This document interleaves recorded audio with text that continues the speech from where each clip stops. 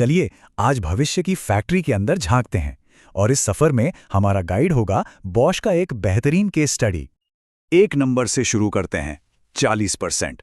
जी हाँ, बॉश के कुछ प्लांट्स ने अपनी एनर्जी की खपत में 40% तक की कटौती की है। अब सवाल ये उठता है, ये हुआ तो हुआ कैसे? नहीं नहीं, ये कोई जादू टोना नहीं है।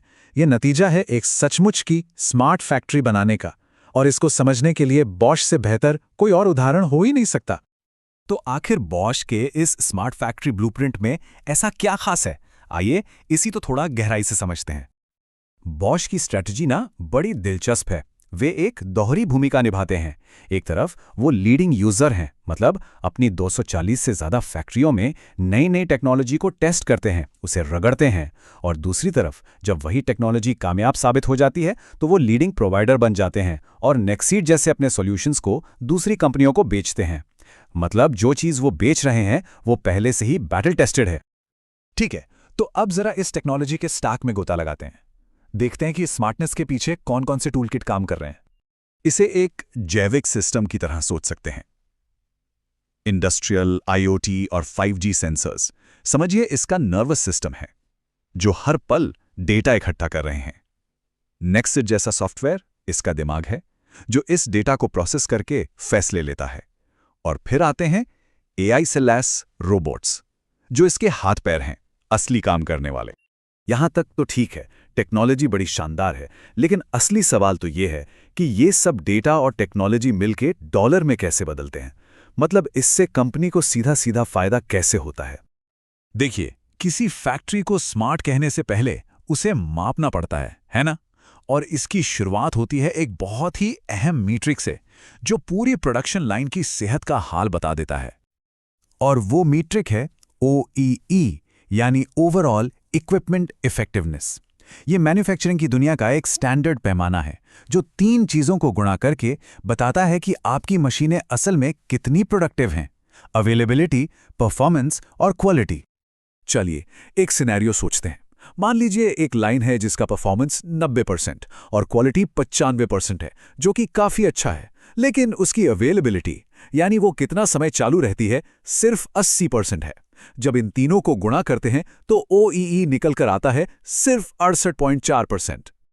अब यहीं पर प्रिडिक्टिव मेंटेनेंस का जादू काम आता है।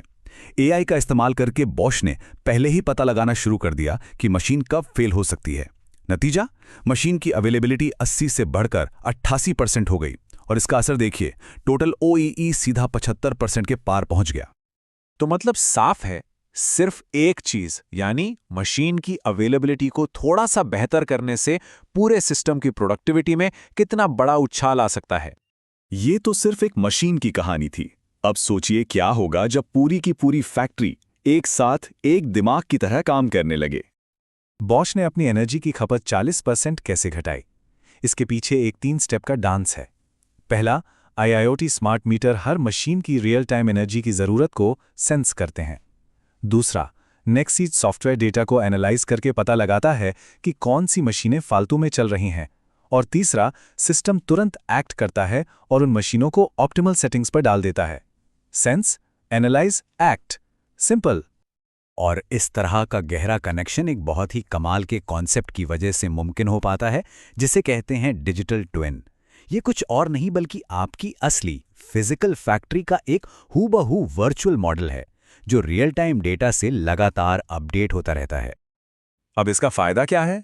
जबरदस्त। आप किसी एक खास प्रोडक्ट के लिए पूरी लाइन में कोई भी बदलाव वर्चुअल दुनिया में ही सिमुलेट करके देख सकते हैं, वो भी बिना असली प्रोडक्शन लाइन को 1 सेकंड के लिए रोके। इससे आप बहुत ज्यादा कस्टमाइज्ड प्रोडक्ट्स भी बिना किसी महंगे डाउन टाइम के बना सकते हैं। तो इन सब बातों का मैन्युफैक्चरिंग की दुनिया के लिए क्या मतलब निकलता है? इसका निचोड़ क्या है? देखिए, एक स्मार्ट फैक्ट्री का मतलब सिर्फ कुछ फैंसी रोबोट्स या सेंसर लगा देना नहीं है। असली बात है टेक्नोलॉजी का स्ट्रैटेजिक इंटीग्रेशन। ये एक साइबर फिजिकल सिस्टम बन जाता है जहां डिजिटल इंटेलिजेंस सीधे फिजिकल एक्शन को कंट्रोल करती है। और इसके फायदे, जैसा कि हमने OEE या एनर्जी सेविंग्स में देखा, पूरी तरह से नापे जा सकते हैं। और यहीं पर हमें एक बड़ा सवाल सोचना चाहिए। जब एक फैक्ट्री इतनी स्मार्ट हो जाए कि वो लॉट साइज ऑफ 1 पर काम कर सके, यानी हर ग्राहक के लिए एक यूनिक प्रोडक्ट बना सके, तो सोचिए किस किस तरह की नई चीज़ें बनाना मुमकिन हो जाएगा। ये सिर्फ बनाने का तरीका नहीं बदल रहा, ये बदल रहा है कि क्या बनाया जा सकता है।